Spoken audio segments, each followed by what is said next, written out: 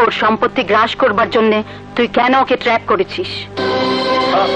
আমি ওকে ট্র্যাপ করেছি? নয়তো কি? গরিবের ঘরে এত মেয়ে থাকতে কোটিপতির মেয়ের উপরে নজর দিয়েছিস কেন? আরে বাবা, এসো না। আমার মা, এসো। মা, তোমার সঙ্গে ওকে পরিচয় করিয়ে দেবার জন্য আর জোর করে ধরে এনেছি। ওর পরিচয় আমি জানি। কোটিপতি মায়ের একমাত্র মেয়ে, নাম মেঘা। বাঁধন, আজ তোর কাছে আমার একটাই জিজ্ঞাসা, ওর সম্পত্তি গ্রাস করবার জন্য তুই কেন ওকে ট্র্যাপ করেছিস? আমি ওকে ট্র্যাপ করেছি? নয়তো কি? গরিবের ঘরে এত মেয়ে থাকতে কোটিপতির মেয়ের উপরে নজর দিয়েছিস কেন?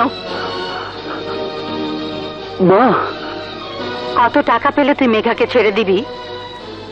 ওর মা আমার কাছে জানতে চেয়েছিলেন, কিন্তু টাকার অঙ্কটা তোর কাছ থেকে জানা হয়নি বলে আমি ওনাকে বলতে পারিনি।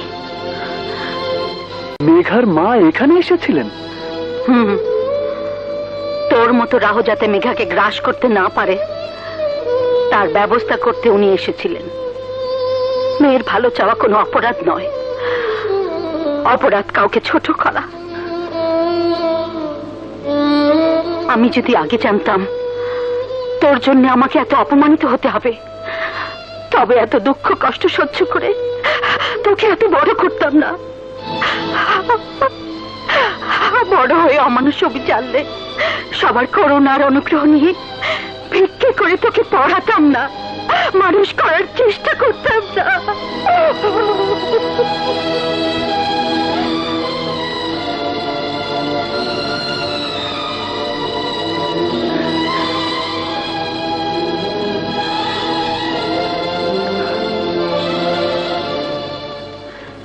জীবন জিজ্ঞাসার কাঠগড়ায় আসামি হয়ে দাঁড়াবি তুই, আমি নই।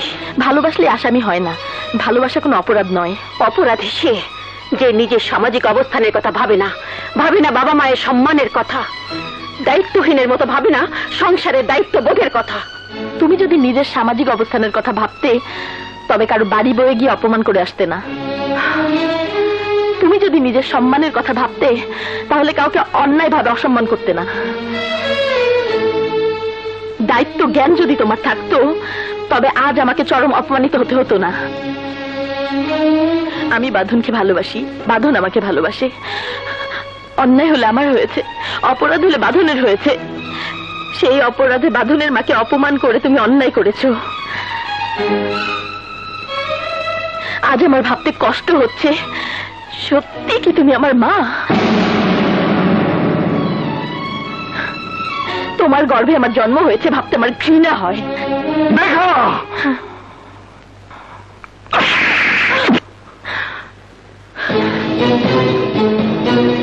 তোমার এত বড় সাহস, রাস্তার একটা ছেলের জন্য তুমি মাকে অসম্মান করছো? যাকে মনের মধ্যে ঠাঁই দিয়েছি সে রাস্তার ছেলে নয়। বাঁধন আমার অস্তিত্ব, বাঁধন আমার জীবন, বাঁধন আমার ভালোবাসা। পৃথিবীর কোনো শক্তি আমার মন থেকে বাঁধনকে সরাতে পারবে না। তোমাকে ভাইয়া ডেকেছি, শাসন করার অধিকার তোমার আছে, তাই চটটাও হজম করলাম। তবে কর্মচারী যখন অধিকারের সীমা ছাড়িয়ে যায় তখন মালিকের দায়িত্ব তার বিচার করা। নইলে ভেবে নেব সামান্য একজন কর্মচারী দিয়ে আমাকে অপমান করা মালিকেরই কারসাজি। হে ন্যাস্টি পলিটিক্স! যে মেয়ের গায়ে আমি মা হয়ে কোনোদিন হাত তুলিনি তাকে তুমি মেরেছ কোন সাহসে? চুপ করে দাঁড়িয়ে থেকো না, বলো মেঘার গায়ে তুমি হাত তুলেছ কোন সাহসে?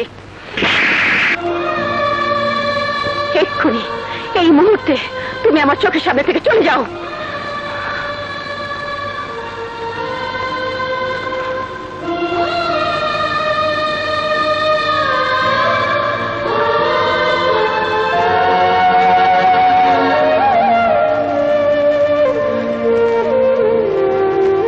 মেঘা, কোথায় যাচ্ছিস? যেদিকে দু চোখ যায়। মেঘা?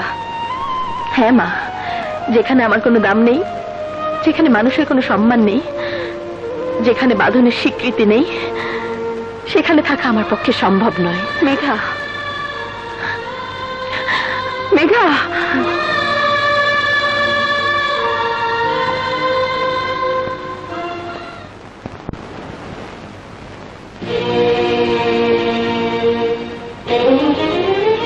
মা, আপনি?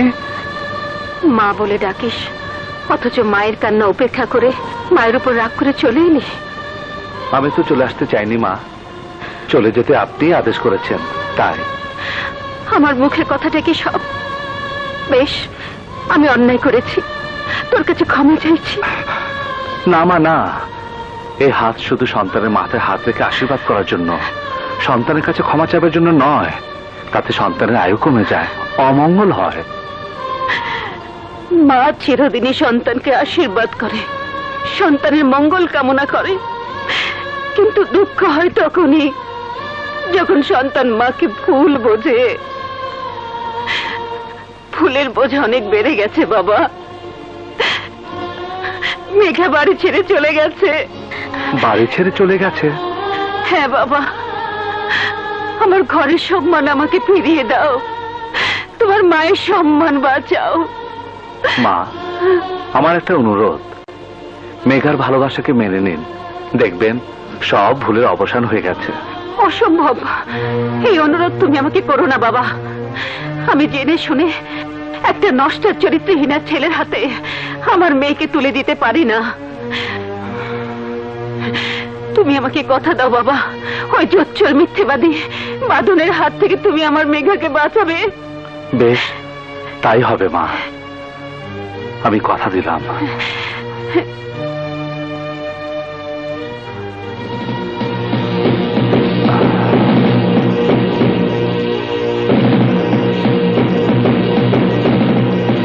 কোথায় যাচ্ছিস?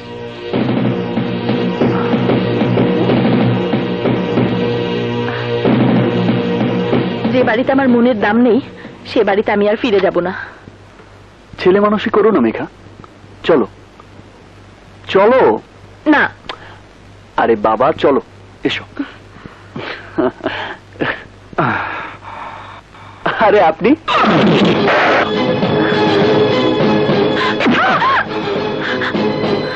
আর কোনোদিন মেঘার ছায়া মারাবি না, একদম খুন করে ফেলবো। আমাকে কোথায় নিয়ে যাচ্ছ? ঘরের সম্মান ঘরে ফিরিয়ে দিতে। চলো। এখন বুঝতে পারছি, মেঘা যাতে আমাকে ঘৃণা করে তাই মদ খেয়ে ওদের বাড়ির সামনে আমাকে মাতলামো করতে বলেছিলে, তাই না? তোমার কোনো কথার জবাব আমি দেব না, শুধু অনুরোধ করব, মেঘাকে তুমি ভুলে যাও। চলে এসো মেঘা। আমি ওকে কথা দিয়েছি, ওকে ছেড়ে আমি কোনোদিন যাব না। আমিও মাকে কথা দিয়েছি, তোমাকে তার কোলে ফিরিয়ে দেব। মায়ের মর্যাদার কথা ভেবে ঘরে ফিরে চলো মেঘা। বলেছি তো, আমি যাব না। আমাকে অন্যায় কিছু করতে বাধ্য করো না। তুমি অন্যায় করবে আর আমি মেয়েদের মতো চুরি পরে বসে থাকবো? ক্ষমতা থাকলে ওকে নাও।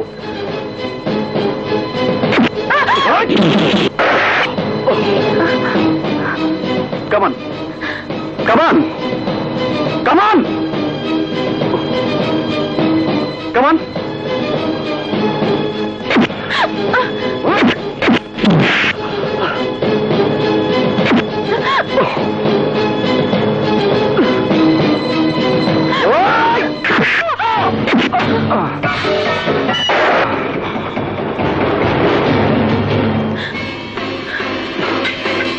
আমি বেঁচে থাকতে আমার কাছ থেকে ওকে কেউ আলাদা করতে পারবে না।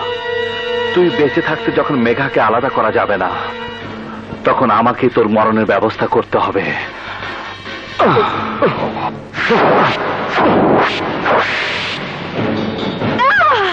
সরে যা। না রাজীব, সরে যা বলছি। না যাব না। সরে যা বলছি। না যাব না। সরে যা। ওকে তুই মারবি না। সরে যা।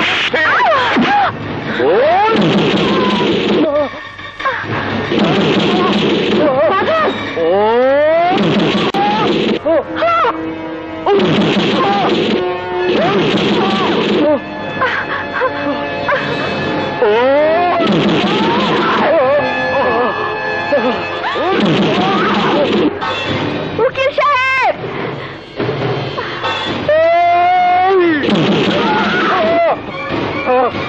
উকিল সাহেব, উকিল সাহেব।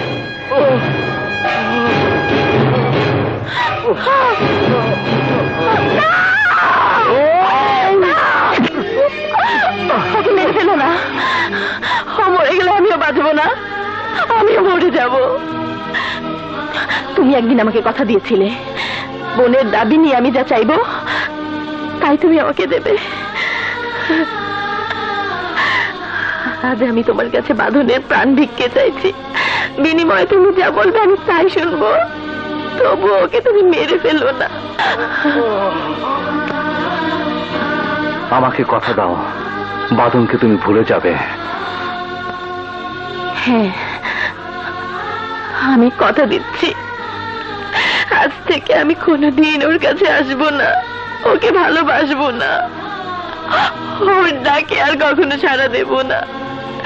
তবে ওকে বেঁচে থাকতে দাও, ওকে মেরো না, ওকে মেরো না, ওকে মেরে ফেলো না। এসো।